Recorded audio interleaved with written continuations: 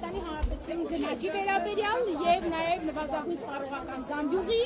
եւ նվազագույն աշխատավարձի վերաբերյալ։ Այս ներկայացումը մենք ունենանք 15:00-ին, բնականաբար արմության անդամների հետ միասին ունենք նաեւ հյուրեր պատկան մարմիններից եւ օրեսդիր եւ գործադիր մարմիններից, հուսամ որ նրանք թեպետ տոնական օրյա ոչ աշխատանքային, բայց կգա։ Ամեն դեպքում սա մեր կողմից ներդրում է քայլ, թե ինչպիսին պիտի լինի մեր սպառողական զամբյուղը, ինչպիսի մեխանիզմներով պիտի ձևավորվի նվազագույն աշխատավարձը։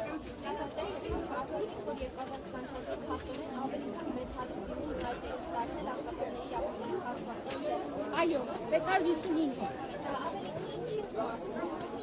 Որ իրավունքներն են խախտում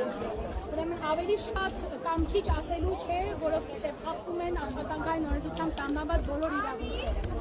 բայց ավելի շատ խախտում են հատկապես վերջնահաշվարկ չվճարելու հետ կապված են խախտումները, արձակման նպաստ չվճարելու հետ կապված են խախտումները, կարգապահական բյուջեի սխալ կիրառման հետ են կապված խախտումները եւ հատկապես աշխատանքային պայմանագրի ձևի տեսակի հետ են կապված խախտումները։ Երբ ակնհայտ է, որ պիտի ունենայինք անորոշ ժամկետով կնքված աշխատանքային պայմանագիր, բայց ունենում ենք որոշակի ժամկետով կնքված աշխատանքային պայմանագիր, որը չի ապահովում աշխատանքային օրենսդրության 3-րդ հոդվածով սահմանված աշխատանքային իրավահարաբերությունների կայունության սկզբունքը։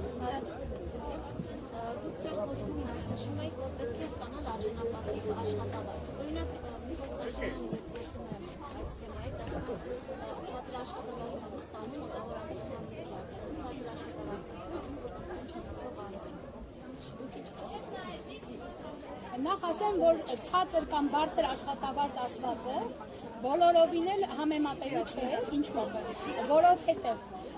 մենք պետք է նայենք ոչ թե աշխատավարձը բարձր է թե ցածր, մենք պետք է նայենք թե արդյոք այդ աշխատավարձը գնաճին համապատասխանում է թե ոչ։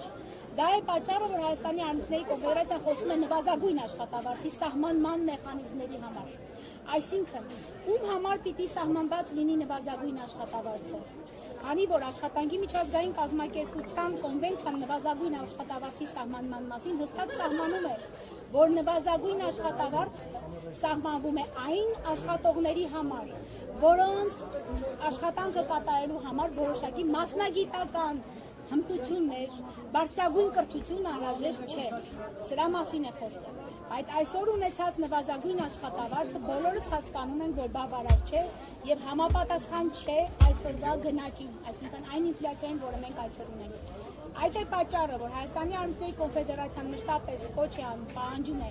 որպեսզի նվազագույն աշխատավարձը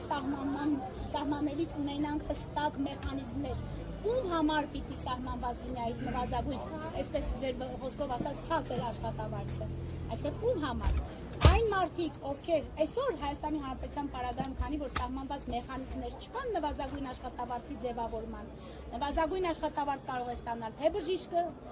թե մաքրուհին, թե պրոֆեսորը, թե ուսուցիչը եւ թե մատուցողը։ Քանի որ մենք չունենք տարանջատում, ում համար պետք է լինի նվազագույն աշխատավարձը, այսինքն թեպետ մենք վավերացրել ենք աշխատանքի միջազգային կազմակերպության նվազագույն աշխատավարձի սահմանման մասին կոնվենցիան, բայց մեր օրենսդրության մեջ դա չենք իմպլեմենտացրել։ Տեսեք, դուք ասում եք նվազագույն աշխատավարձը 100,000 ոչ պակաս քան 100,000 դրամ եւ կոչով պահանջով կառավարության դիմել եք կլսի կառավարությունը ձեր այս կոչը։ Ցանկացած կառավարության հետ արմություններն աշխատում են որպես սոցիալական գործընկերոջ։ Եվ այդ սոցիալական գործընկերության մշակույթը կայացնելու առաջին հիմնաքարերը դրվել են դեռևս 2009 թվականին։ Այսօր էլ մենք աշխատում ենք եռակողմ հարթակում։ Եռակողմ հանձնաժողովը հուսամ շուտով կգործարկվի, քանի որ ունենանք եռակողմ կնքված հանրապետական կոլեկտիվ պայմանագիր։ Եվ սա է այն հարթակը, որտեղ որ պիտի աշխատենք սրանով։ Ամենօրյա աշխատանք է։ Սա չի նշանակում, որ վաղը լինելու է այդ ոչ պակաս քան 100,000-ը, պարզ է, որ այդպես չի լինելու, բայց յուրաքանչյուր օր դրա համար պետք է աշխատել, կաթիլը քար է ցակում, ամեն օր է պետք է աշխատել դրա մասին, չի կարելի միայն մայիսի 1-ին խոսել դրա մասին, չի կարելի միայն հոկտեմբերի 7-ին խոսել դրա մասին, Հայաստանի Արհեստների կոնֆեդերացիան բոլոր հանդիպումներին է դրա մասին խոսում, ամեն օր է դրա մասին ասում։ Օրինակ, Գիտությունների ազգային ակադեմիայի գիտնականները նվազագույն աշխատավարձ են ստանում կամ դրանից պակաս։ Ազգային ժողովի պատգամավորները ստանում են միլիոնից ավել աշխատավարձ։ Այսօրվա իրականության մեջ ինչպես կարող եք զուգահեռ անցկացնել, Կարծեմ արդեն նախորդ հարցի պատասխանը դրան տրվեց, որովհետև քանի դեռ մենք չունենք նվազագույն աշխատավարձի սահմանման մեխանիզմ, քանի դեռ մենք չունենք թե ում համար պիտի լինի այդ նվազագույն կամ ձեր ասած ցածր աշխատավարձը, մենք ունենալու ենք այս իրավիճակը, որովհետև գործատուի կամ արտահայտությունից է կախված, թե ինքը ինչքան աշխատավարձ կվճարի աշխատողին։ Բոլոր այն դեպքերում օրենքը որպեսզի ավելի շատ աշխատավարձ տա падգամավորների նախարարներին եւ աշխատավարձներ սահմանվեցի падգամավորների համար 250,000 դրամ արգելավճար են տալիս, որպեսզի գնան շրջային խոսքով։ Այս ամենը հնարավոր է իրականացնել, բայց օրինակ գիտնականների աշխատավարձը հնարավոր չէ բարձրացնել։ Ցանկացած պարագայում ցանկացած աշխատավարձ հնարավոր է բարձրացնել, դրա համար պետք ամեն օր պայքարել։ Ասածս նա է, որ երբ մենք ունենանք նվազագույն աշխատավարձի սահմանման մեխանիզմներ, բնականաբար այլևս գիտնականը ուսուցիչը չի կարող ունենալ նվազագույն աշխատավարձ։ Բոլոր այն դեպքերում, երբ նվազագույն աշխատավարձի ցածր աշխատավարձ է վճարվում, ինչպես դուք եք ասում, դա բնականաբար նվազագույն աշխատավարձի մասի խախտումն է։ Նաև գիտնականը քաղաքական կամք ընդհանրել է, որովհետև այդպիսի կամք դրսևորվել է եւ падգամավորները ստանում են 700,000 դրամից ավել աշխատավարձ, նախարարները միլիոնից ավել աշխատավարձ։ Այդպիսի կամք դրսևորվել է եւ իրենք ստանում են։ Բայց ինչու՞ չի դրսևորվում գիտնականների պարագայում։ Գիտնականների պարագայում էլ այդ կամքը դրսևորելու համար պարտադիր է պահանջել։ Բոլոր այն դեպքերում, երբ մենք համակերպում ենք մեր ունեցած իրադրության հետ, մենք ունենում ենք այն, ինչ որ ունենք։ Երբ մենք չենք խոսում մեր իրավունքի մասին, երբ մենք չենք բարձրաձայնում դրա մասին, երբ մենք չենք պահանջում այդ ձեր ասած արդար բարձրացությունը, մենք ունենալու ենք այն, ինչ որ ունենք։ Այդ ձեր ասած քաղաքական կամքը հենց այնպես չի եղել, պահանջ է եղել։ Ձեր երեխան երբ չի ասում սոված եմ, դուք րոպեն մեկ իրան հաց չեք տալիս։ Այսինքն այդ կամքը, այդ պահանջը պետք է ամեն օր ձևավորել ու բարձրաձայնել, պետք է ասել դրա մասին։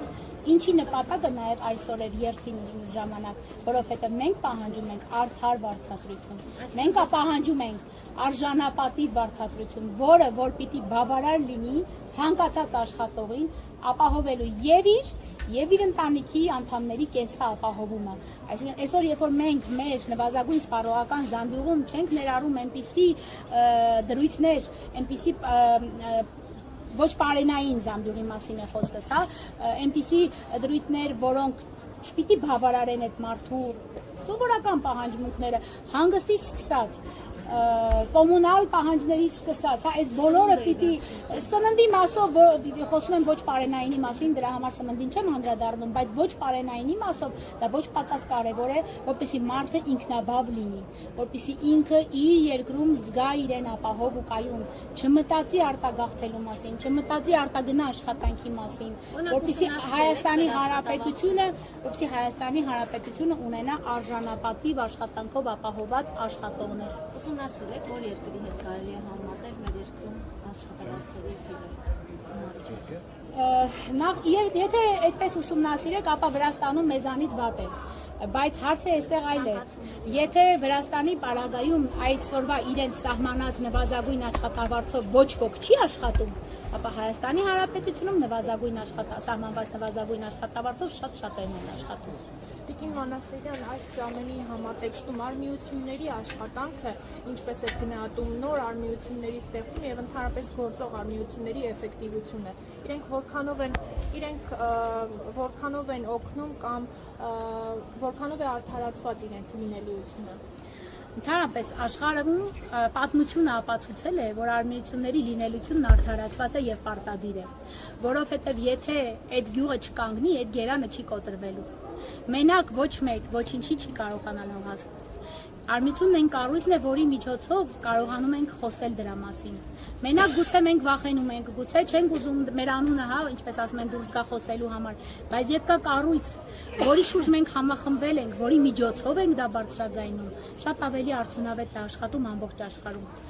Ես բոլորին միշտ մշտապես հորդորում եմ սկզբնական կազմակերպություններում հատկապես, որովհետև աշխատող մարդը առաջին հերթին հանդիպում է սկզբնական կառույցի արմիության նախագահին կամ արմիության անդամներին։ Հենց այնտեղ է պետք առողջ արմիություն ունենալ։ Հենց այնտեղ է պետք մտածել ես բոլորի մասին, որպեսզի հետագայում նաև եթե գա հասնի Հայաստանի Ազգային կոնֆեդերացիայի մասով, կոնֆեդերացիան կարողանա պետությանը եւ գործատուների միություններին ներկայացնել բոլորի պահանջը։